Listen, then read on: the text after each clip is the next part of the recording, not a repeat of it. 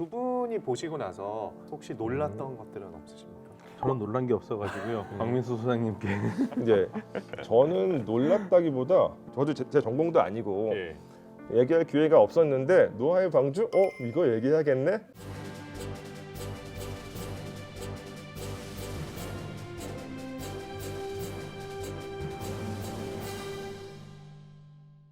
안녕하십니까. 오늘 10분 토론에서는 노아의 방주에 대한 이야기 해보려고 하는데요. 이 노아의 방주의 미스터리부터 이를 둘러싼 종교와 고고학적인 의미까지 함께 살펴보겠습니다. 오늘 이야기 함께 해주실 전문가 두 분 모셨습니다. 안녕하세요. 반갑습니다. 안녕하십니까. 서강대 유럽연화연구소의 박현도입니다. 중동과 이슬람을 가르치고 공부하고 있습니다. 예, 안녕하세요. 한국이집트학연구소의 광민수입니다. 이집트학과 이집트 고고학을 공부하고 있습니다. 구체적으로 이 노아의 방주가 어디에서 처음 나온 이야기인지 먼저 좀 설명을 부탁드리겠습니다. 성경에서 얘기하는 건 보통 노아의 방주가 머무르는 게 아라라트 산이라고, 지금 튀르키 아르메니아 위쪽이죠. 지금의 메소포타미아 위쪽. 하느님이 인간이 너무나 나쁜 짓을 많이 하니까 화가 너무 나셔가지고 정리를 한번 해야겠다. 근데 노아 너만큼은 내가 착하게 살았으니까 너를 내가 구해주겠다. 그래서 가족들하고 같이 큰 배를 지어라. 큰 배를 지어서 니네 가족 다 타고 세상의 모든 동물들 다 태워가지고 피해라. 40일 밤낮을 비가 내린다는 거죠. 40일 밤낮을 냈다는 것은 많이 내렸다는 얘기예요. 진짜 40일 내렸다는 게 아닙니다. 중동에서는 40은 완성된 숫자예요. 정말 어마어마한 비가 내린 거죠. 그리고 나서 싹쓸었고 방주만 남았고 결국에는 이제 다시 인류가 시작된다. 이게 이제 성경 창세기에 나온 이야기입니다. 노아는 이 창세기 전반부의 주인공 같은 느낌의 인물이죠. 후반부의 주인공은 아브라함이라고 할 수가 있겠고, 물론 역사적으로 이 사람이 실제 했었다라는 사실은 검증되진 않지만 신학적으로 매우 중요한 인물이라고 말씀드릴 수가 있고요. 성서에 쓰여져 있는 계보에 따르면은 최초의 인간인 아담의 구대손이고 라멕의 아들로 이제 그려져 있습니다. 근데 사실은 방주라고 하면 배의 형상을 많이 떠올리실 텐데 성서에 묘사되어 있는 기록들만 봐도 이거는 일반적인 배는 아닙니다. 그럼 뭐예요? 그 성서의 그 기록에도 그 방주를 테바라고 쓰고 있는데, 이 테바는 배가 아니라 일종의 나무 함 같은 거예요. 궤 같은 겁니다. 어디 나아가기 위한 배라기보다는 그렇죠, 예. 대홍수에서 살아남기 위한 어떤 피난처? 맞아요. 예, 맞아요. 같은 예, 느낌인 그러니까 거네요. 이제 여러 동물들을 다 태우고 어쨌건 물에 떨 수 있는 어떤 목재 구조물이라고 할 수가 있는데, 구약성서 창세기에 쓰여져 있는 기록에 따르면 크기가 상당히 커요. 길이가 300규빗, 너비는 50규빗, 그다음에 높이는 30규빗 정도가 되는데, 어느 정도 되는 거죠? 큐빗이라고 하는 단위가 고대 근동에서 많이 쓰이던 단위예요. 심지어 이집트에서도 쓰입니다. 지역마다 조금씩 편차가 있고 시대별로 조금 차이는 있지만 대략 한 45에서 55cm 정도 사이의 단위라고 생각하시면 돼요. 그러면 그 방주의 크기는 어느 정도인 거예요? 150에서 160도 될 수도 있고요. 150m면 어느 정도냐면 대한민국 해군에서 운영하고 있는 이지스함 중에서도 KDX-3 세종대함급 구축함 길이가 165m거든요. 그 정도의 규모라고 생각을 하시면 됩니다. 사실 이 노아의 방주 이야기는 기독교뿐만 아니라 유대교, 이슬람교에서도 통용되는 이야기 아닙니까? 사실은 뭐 이야기로 따지면 유대교 이야기죠. 유대인들이 말하는 히브리 성서. 그럼 유대인들은 자기 히브리 성서를 타나크라고 부르거든요. 타나크는 이제 앞자만 딴 건데 노아의 그 타나크에 나오는 얘기거든요. 이슬람은 꾸란에 노아 이야기가 나와요. 근데 아주 자세하게 나오지는 않지만 그래도 성경 이야기를 아는 사람이 보면 노아라는 걸 확실히 알아요. 그러니까 이름도 이제 노아라고 하는 건 누흐라고 그러거든요. 아랍어로 누흐. 물론 이제 이슬람교에서 하나의 다른 점은 노아가 예언자예요. 이슬람교에서. 의미가 더 크네요. 그렇죠. 하느님이 사람들에게 올바른 길을 가르쳐주기 위해서 보낸 예언자라고 보는 거고, 그렇지만 유대인들이나 크리스찬들은 노아를 예언자로 생각하지 않죠. 그 차이는 있지만 기본적으로 골격은 같아요. 징벌 이야기거든요. 인간의 잘못에 대한 징벌. 아니 그러면 하나의 종교에서 시작된 것 같은데 그 시작점은 어디가 중심인 건가요? 당연히 유대교죠.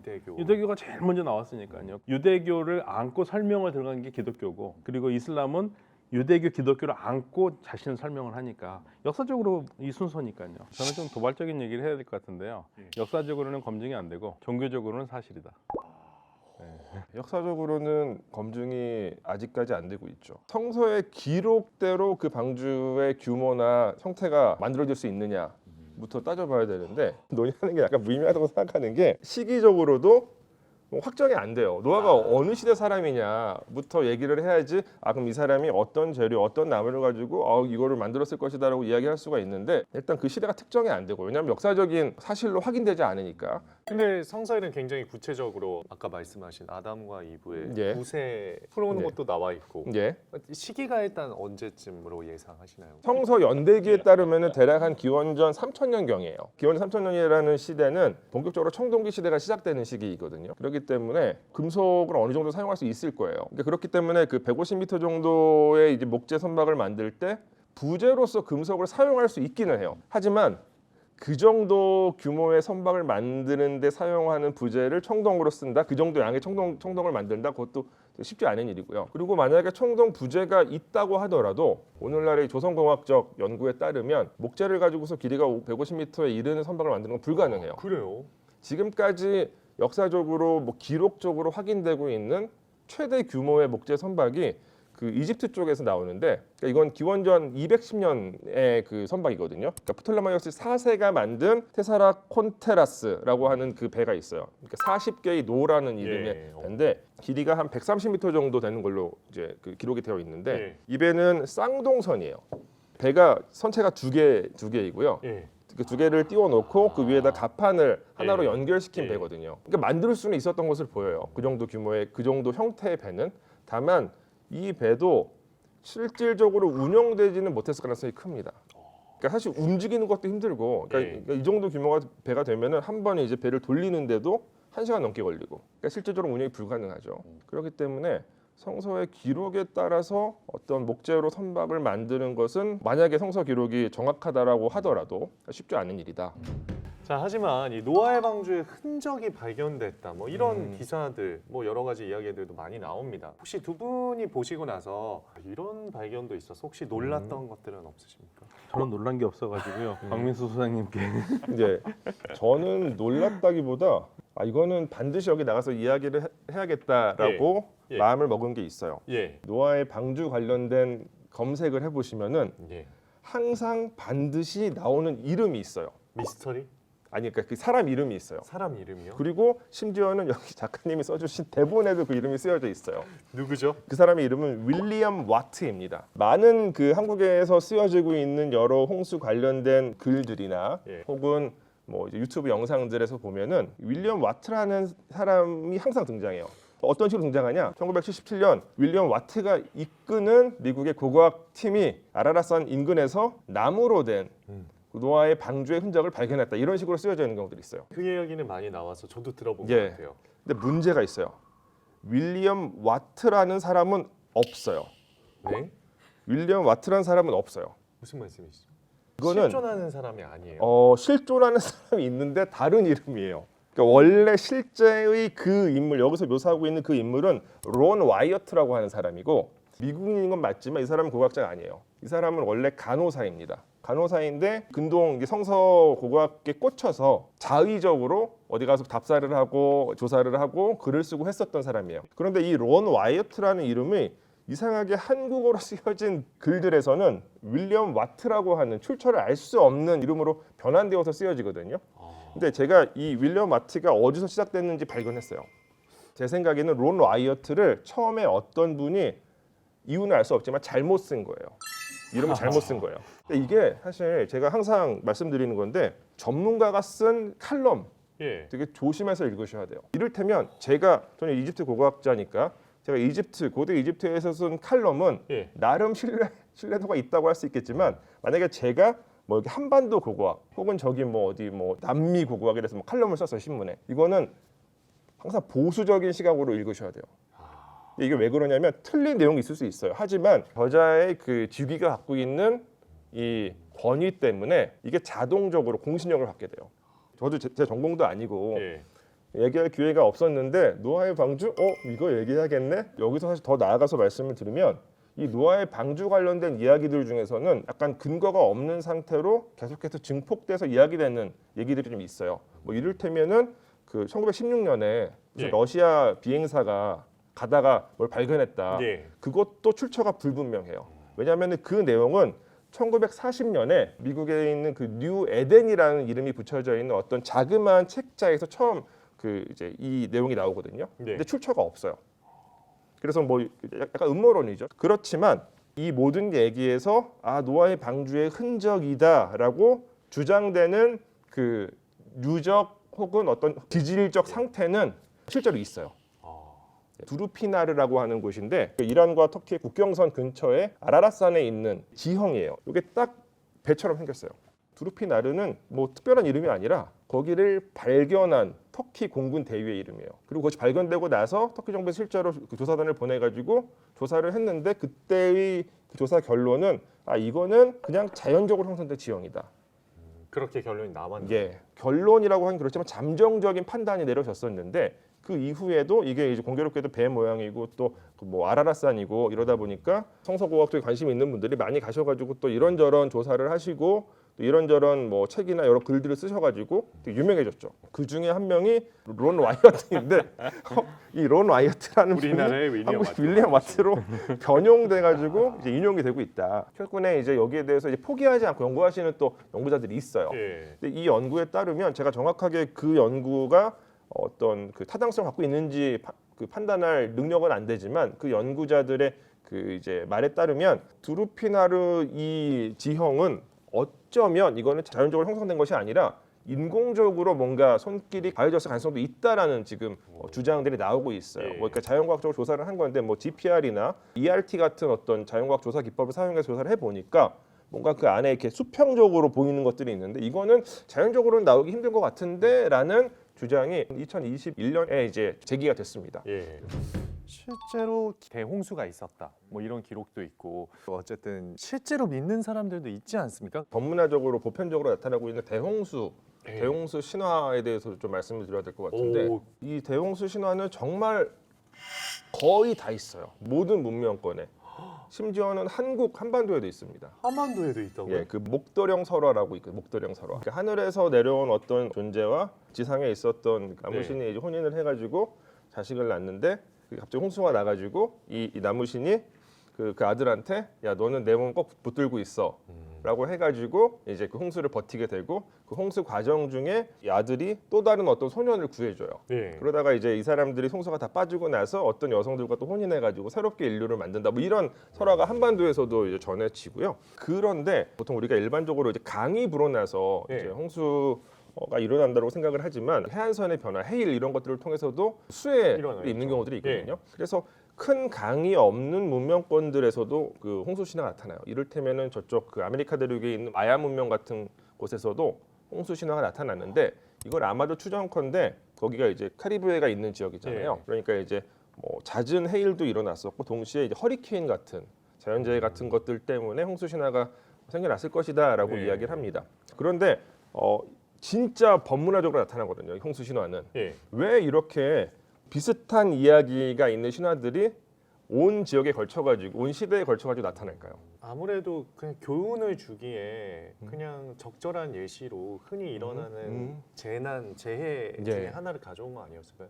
그렇죠. 예, 분명히 그것도 있었을 거예요. 근데 우리가 이 법문화적인 홍수 신화를 좀 이해하기 위해서는 한 3가지 정도의 시나리오를 생각을 해봐야 되는데 예. 하나는 그 인류 전체가 어떤 공통의 경험을 했다. 지구 전체적으로 나타나는 무엇인가 홍수 같은 현상이 있었을 것이다 예. 라고 생각해 볼 수가 있고 그러네. 두 번째는 아까 말씀하신 것처럼 유사한 개별적 경험들이 있다.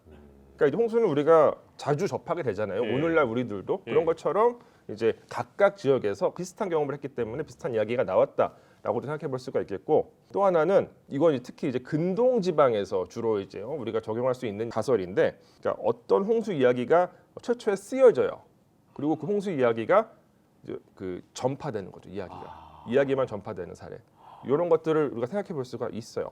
말씀하시니까 그 3번째 예시의 경우에는 들어봤던 것 같습니다. 그 왜 길가메시 서사시? 그러니까 길가메시는 원래 이름은 아마 슈메르 말로는 빌가메시였을 거예요. 우리가 수메르라고 부르는 사람들이 슈메르인데요. 최초의 문명이라고 얘기를 많이 하죠. 예. 여기에서 이 빌가메시 이야기가 있어요. 내용이 무슨 사실 홍수 이야기가 주는 아니에요. 길가메시라는 사람이 거의 반인 반신인데 힘이 너무 좋아요. 예. 근데 사람들 너무 괴롭혀. 사람들이 막 하소연을 하잖아요. 예. 그러니까 다시 신이 그러면 안 되겠다. 얘를 좀 혼내줘야겠다. 맞대응한 애를 데려보내겠다. 해서 엔키두라는 존재를 보내요. 예. 둘이 싸우게 하는데 길가메시가 훨씬 더 센 겁니다. 그런데 엔키두하고 둘이 싸우다 보니까 우리 그렇잖아요. 싸우면서 친구 되잖아요. 인류 최초의 브로맨스가 이루어집니다. 길가메시를 때려서 없애라고 보냈는데 얘는 둘이 사랑을 해요. 그래가지고 둘이 힘을 합쳐가지고 그 세상에 그 여러 가지를 정복하러 다니거든요. 예. 정복하러 다니다가 이제 신의 눈에 어긋나요. 아니 길가메시가 나쁜 놈이어가지고 벌을 고치려고 한 놈을 보냈더니 둘이 같이 나쁜 짓 아삼육이 하고 돼가지고, 네, 짝짝꿍이 돼가지고 야, 신이 많이 노했겠는데. 많이 놓였죠. 근데 그 중에 한 신에 건드려가지고 엔키두가 결국 죽음을 당하거든요. 병을 얻어가지고 예. 그때 이제 자기 가장 좋은 친구를 잃었잖아요. 그래서 이제 사람이 이렇게 죽어야 되나? 아주 불사약을 찾으러 다니는 거예요. 진시황처럼 불사약을 찾으러 다녀요. 그러다가 만난 사람이 우트나피슈팀이라는 사람인데 이 사람은 신이 영원히 살도록 해줬어요. 와이프랑 둘이. 근데 이 사람이 홍수에서 살아난 사람이에요. 그래서 이 사람이 자기가 어떻게 살아났는지를 얘기하는 게 그게 노아의 홍수 얘기하고 이름만 노아를 우트나피슈팀으로 바꾸면 똑같습니다. 근데 그 노아는 직접 예. 신이 야 나 애들 쓸어버릴게 넌 살려줄게 이렇게 얘기를 들었는데 이 사람은 그 신이 인간이 너무 시끄러워. 그러니까 신이 살기가 너무 힘들어. 그러니까 이것들 다 쓸어버려야겠다 그랬는데 그 말을 들은 한 신이 얘기를 하지 말라니까 말을 못하고 그냥 갈대벽에다가 얘기를 하는 거예요. 근데 그 뒤에 이 우트나피슈팀이 있었어요. 그래서 우트나피슈팀이 그걸 싹 듣고 그 신이 얘기하는 대로 방주를 저어가지고 노아처럼 살아남거든요. 그러니까 이제 신의 직접 계시가 아니라 아주 현명한 사람이죠. 예. 우트나피슈팀이란 말은 생명을 구하는 사람이라는 뜻이에요. 그 신이 임금님 귀는 당나귀기 했는데 네. 거기 대나무 숲에 갔는데 네, 일부러 그 그렇게 한 대나무 거예요. 숲에 숨어 있었던 예, 거죠. 일부러 그렇게 한 겁니다. 일부러 그렇게 해가지고 방주를 짓고 살아남아요. 근데 이제 차이는 그러니까 거의 다 똑같은데 몇 가지 디테일한 게 차이가 있는데 40일 밤낮 동안 비 오잖아요. 여기는 예. 6일 밤낮이에요. 근데 너무 똑같아서 이게 이제 이 이야기가 발견되면서 기독교 세계가 뒤집혔죠. 그러니까 사실 이 길가메시 서사시 판본은 꽤 많이 발견이 돼요. 다양한 시대, 그러니까 뭐 수메르 시대 때부터 뭐 바빌로니아 뭐 다 발견이 되는데 바빌로니아 계통의 이 그 길가메시 서사시를 기본으로 한 그 홍수 설화와 구약성서의 홍수 설화는 진짜 비슷해요. 디테일이 정말 비슷한 게 이를테면은 그 신이 예. 방주를 만들 때 규격을 알려줘요. 너 이만한 크기로 이렇게 만들어. 예. 그리고 모든 생물을 다 태워. 예. 이 명령도 똑같이 합니다. 예.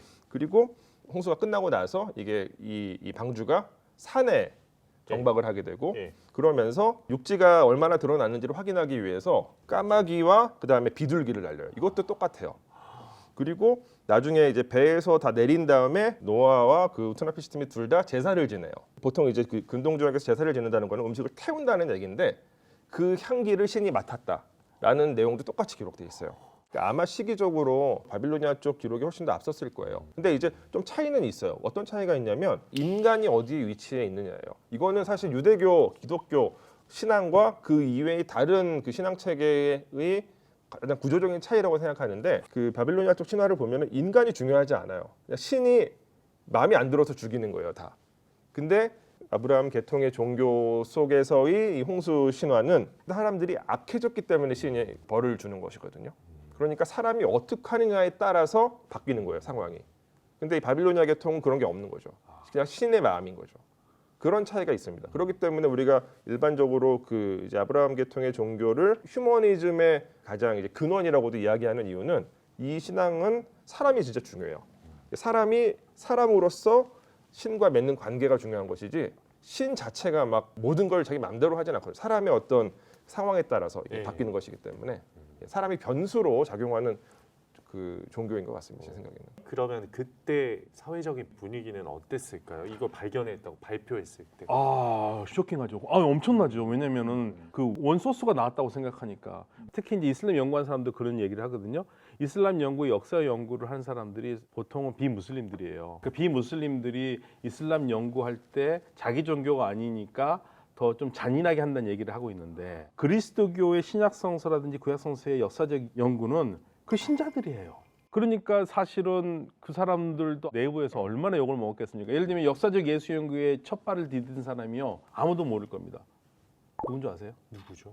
슈바이처 박사예요. 박의 의사. 아프리카 의사로 유명하잖아요. 뭘 발견했나요, 그 사람? 뭐를 했냐면요. 내가 주님으로 모시는 우리 예수님이 인간으로서 어떻게 살았는지 나는 그게 궁금하다. 거기서 시작해가지고 오늘 역사적 예수 연구는 어마어마하게 발전하거든요. 이게 18세기 후반, 19세기 때부터 이제 나타나는 흐름인데 그 당시에 제가 속해져 있는 고고학, 이집트학이나 근동 고고학이나 근동학 이쪽 분과는 애초에 시작은 사실 다 성서의 내용을 검증하기 위한 노력들로 시작이 돼요. 근데 지속적으로 노력을 하다 보니까 이제 이런 문자도 계속 해독이 되고 예. 그렇다 보니까 이게 잘 안 맞는 거죠. 성서와 실제 나타나고 있는 고고학적인 근거들이나 예. 혹은 타 지역의 이제 문헌들, 그러니까 메소포타미아 쪽이나 이집트 쪽의 문헌들, 왜냐하면 이쪽의 언어들이 이제 점차적으로 해독이 되다 보니까 성서 이외의 사용할 수 있는 사료들이 늘어나는 건데 이쪽이 훨씬 더 양이 많거든요. 내용도 풍부하고. 예. 근데 성서에서 기록되어 있는 내용들은 이쪽에서는 확인되지 않는 사례들이 너무 많이 생기는 거예요. 그래서 그때부터 이제 당연히 그 유럽 사회에서는 지속적인 갈등이 있었고 지금의 이제 모습을 보면 그냥 스펙트럼이 되게 넓은 것 같아요. 신학도 마찬가지고 뭐 이 고고학 쪽도 마찬가지인데 고고학에서는 그 성서 고고학이라고 하는 분과가 있어요. 원래 애초에는 성서 고고학이 거의 전부였는데 그러니까 19세기 중반까지는 예. 지금은 굉장히 마이너한 분과거든요. 왜냐하면 성서를 사료적으로 사용을 하니까 성서 고고학에서도 이제 크게 구분을 하는데 이쪽에 이제 맥시멀리스트들이 있고 미니멀리스트들이 있어요. 그러니까 맥시멀리스트 쪽은 정말 이제 성서의 기록을 문자 그대로 받아들이는 분들이 있고 또 미니멀리스트들은 성서의 기록이 갖고 있는 사료적인 가치가 완전히 없는 것은 아니지만 굉장히 제한적으로만 받아들이는 분들인데 근래에는 사실 성서고고학이라는 표현은 신앙을 기반으로 고고학 활동을 하시는 분들이 주로 쓰시고 보통 이제 그것보다 훨씬 더 그 광의의 레반트 고고학이라는 명칭을 많이 사용하는 것 같아요. 그러니까 똑같은 연구 대상이라도요. 그 연구하는 사람이 어떠한 마음으로 가짐에 따라서 달라져요. 똑같은 그리스도교를 공부를 하더라도 네. 저희 같이 종교학 하는 사람은 믿음이 존재하지 않습니다. 저는 로마 카톨릭인데 제가 그리스도교 공부할 때는 저희 믿음하고 상관없어요. 그냥 이 대상으로 보는 거예요. 뭐 하느님이 말씀하시다가 보기 시작하면 이건 신학이지 종교학은 아니거든요. 고고학 분과도 비슷한 게 이제 진짜 그 맥시멀리스트 성서고고학자들은 성서 기록을 그냥 전제로 고고학적인 활동을 해요. 근데 일반적으로 고고학자들은 전제로 두는 게 없어요. 나오는 물리적인 근거들, 발굴을 통해서 확보된 데이터들을 토대로 이야기를 꾸려 나가는 것이지 예. 애초에 전제를 놓고서 시작하지 않거든요. 그런 차이가 좀 있습니다. 성서 고고학 얘기를 하셔서 질문을 드리는 건데 성경 속 내용을 증명한 실제 사건 같은 건 없었나요? 우리가 항상 생각해야 되는 것이 그러니까 그 구약 성서에 이제 기록되어 있는 그 글의 목적성을 좀 생각해 봐야 되는데 이건 사실 사실적인 상황들을 알려주려고 쓰여진 기록이 아니거든요. 그러니까 뭔가 메시지를 전달하기 위해서 쓰여진 글이에요. 그렇기 때문에 이 구약 성서의 사료적 가치는 이집트 학자 입장에서 말씀을 드리면 상당히 제한적이에요. 대략 한 기원전 930년대 그 이전에 관한 내용들은 사료적 가치가 높지가 않아요. 그러니까 확인이 안 돼요. 다른 네. 쪽에서. 하지만 기원전 930년 이후의 기록들은 상당히 많이 확인이 돼요. 예. 거의 최초로 이제 확인되는 교차 검증이 되는 내용이 성서에 나오는 열왕기상과 역대하에 나오는 시삭이라고 하는 이집트 왕에 대한 그 기록인데 예. 그 성서의 기록을 보면은 이집트 왕 시삭이 그 이스라엘 지역에 쳐들어와 가지고 보물 다 뺏어갔다. 예. 이런 식의 내용이 쓰여져 있어요. 예. 근데 비슷한 내용이 이집트 쪽 기록에서도 확인이 돼요. 아, 우리가 봄을 뺏어왔다. 정확히는 이제 22왕조의 세숑크 1세라고 하는 파라오가 카레나크 신전에 만든 부바스티스 대문에 이스라엘 가서 다 때려 부수고 왔어라고 하는 기록이 확인이 돼요. 아, 요거는 비슷한 기록이기 때문에 같은 사건일 수 있다. 이렇게 우리가 가정할 수 있게 되는 거죠. 그러네요. 그러면은 이때부터는 성서의 기록도 사료적으로 의미가 있다. 그렇게 말씀드릴 수가 있죠. 또 이스라엘 왕국 말고 남쪽 유다 왕국의 왕 중에서 요시야라고 하는 인물이 있어요. 요시야. 기원전 7세기의 인물인데 이 사람이 일종의 개혁군주로서 예. 열심히 활동을 하는데 나중에 비참하게 죽어요. 왜요? 이집트 파라오가 죽여요. 이집트의 침략을 받아서 죽은 거. 그러니까 약간 이 시기가 조금 이제 정치적으로 미묘한 시기인 게 예. 이때 이집트와 신바빌로니아가 패권을 겨루던 시기예요. 유다는 그 중간에 껴 있었고, 예. 근데 이제 이집트 입장에서는 얘네가 자꾸 저쪽으로 붙는 것 같으니까 이제 견제를 이제 하는 과정에서 죽였던 것으로 보여요. 근데 이제 어떤 방식으로 이 사람이 죽었는지는 분명하진 않은데 성서에서도 사실 여러 가지 방식으로 설명을 하고 있어요. 예. 뭐 어쨌건 이 사람의 실체 또 이 사람의 죽음 이런 것들은 교차 검증이 되죠. 역사적으로도. 뭐 이런 방식으로 예. 검증을 합니다. 또 하나는 출애굽이라는 사건인데 어떤 사건이요? 출애굽. 이집트 탈출.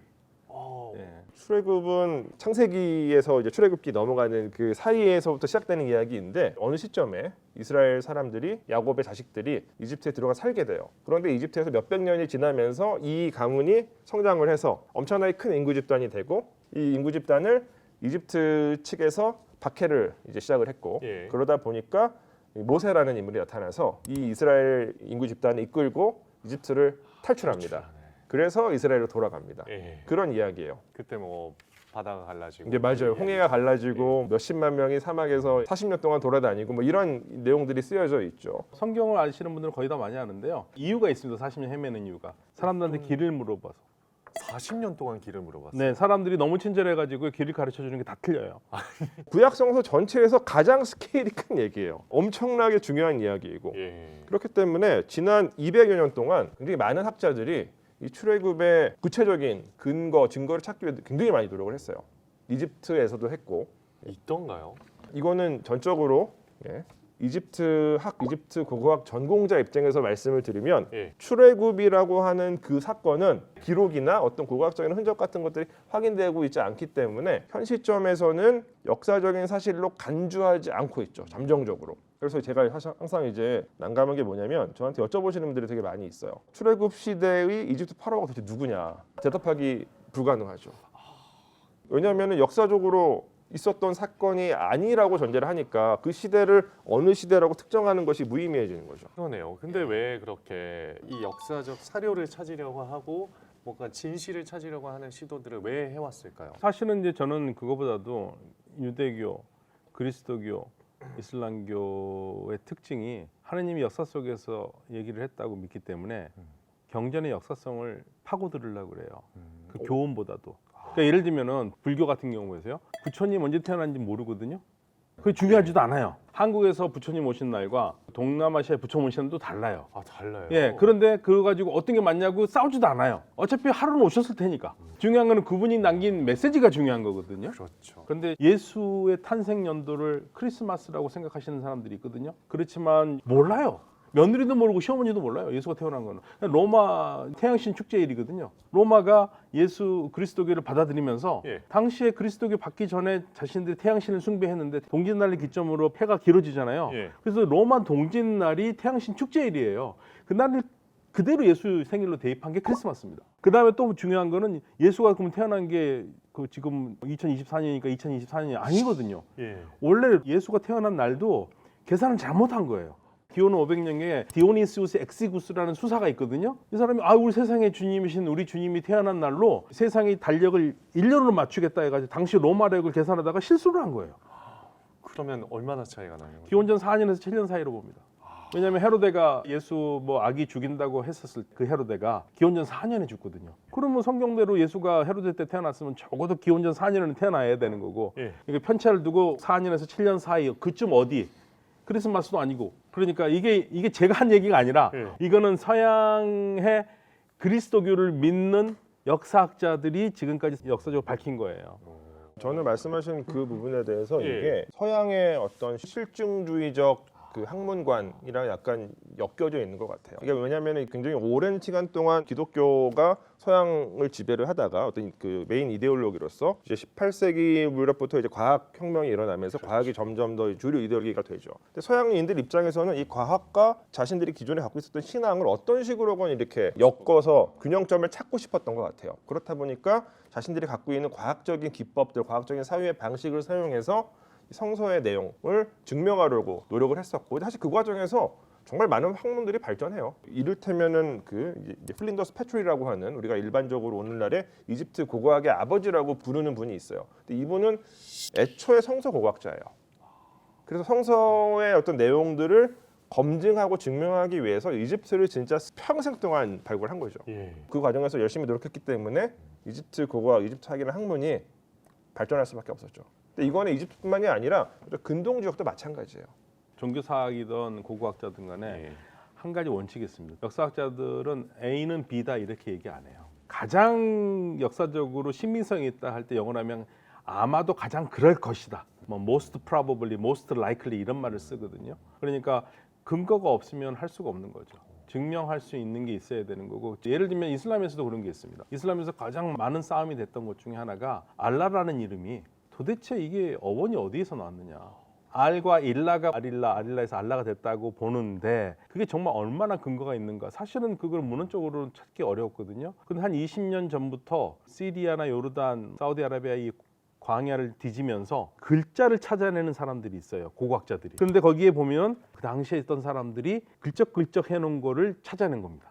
그래서 이거는 이슬람 이전부터 있었던 표현이라는 것을 이제 밝혀내는 거죠. 그런 근거가 확실하게 있어야지만이 뭔가 그 다음에 갈 수 있는데 증명이 안 되면은 받아들이기 어려운 거죠. 제가 아까 이제 출애굽이라고 하는 이 성서의 어떤 서사가 현재로서는 출애굽을 역사적인 사실로 전제하지 않는 것이 합리적이다라고 예. 말씀을 드렸는데 만약에 내일 갑자기 갑자기 뭐 뭐가 출애굽과 관련된 뭔가 나와요. 그러면 지금까지 제가 했었던 말을 저는 철회를 합니다. 아니었구나. 그러고서 이제 그 새로운 데이터를 가지고서 새로운 이제 공부를 계속 해 나가면은 되는 것이기 때문에 그러니까 모든 학문적인 판단은 언제나 잠정적입니다. 우리가 모든 데이터를 확보하고 있는 것이 아니기 때문에 언제나 부족하다는 것을 이제 깔고서 이야기를 시작을 하는 거죠. 오늘 정말 이 노아의 방주 이야기로 시작해서 종교가 담고 있는 메시지 이야기 그리고 고고학 이야기까지 정말 광범위하게 토론을 했는데 오늘 10분 토론의 총평 또 교수님께 또 여쭤보고 싶습니다. 네, 노아의 홍수 이야기도 재밌고 길가메시 서사시나 홍수 이야기도 되게 재밌는데 이거를 지적인 자극으로 받아들이고 메시지를 읽어야지 자꾸만 홍수가 일어났네 안 일어났네 그리고 뭐 배가 크기가 얼마냐 아니네 이런 건 별 의미가 없을 것 같아요. 그래서 그 홍수 이야기가 가져다주는 메시지 그게 무엇인가 거기에 좀 집중했으면 좋겠다라는 생각을 합니다. 종교와 엮여져 있는 이야기는 사실 언제나 되게 조심스럽습니다. 예. 그래서 혹시 뭐 제가 무례하게 들리는 이야기를 했다면은 죄송하다는 말씀을 드리고 싶고 그리고 이제 무엇보다 중요한 거 포인트 그 윌리엄 와트라고 하는 사람 이건 정말 짚고 넘어가야 돼요. 그거는 맞아요. 제가 확인한 바에 따르면은 존재하지 않는 사람이다. 네. 저는 사실 윌리엄 와트 이야기만 한 것만으로도 되게 그러니까요. 성공적인 방송이었다고 생각을 합니다. 자, 오늘 노아의 방주 이야기 나눠봤는데요. 여러분들께서 생각하시는 노아의 방주가 남긴 메시지는 무엇이었는지 자유롭게 의견 주시면 저희 제작진과 함께 살펴보겠습니다. 오늘도 10분 토론 시청해 주셔서 고맙습니다.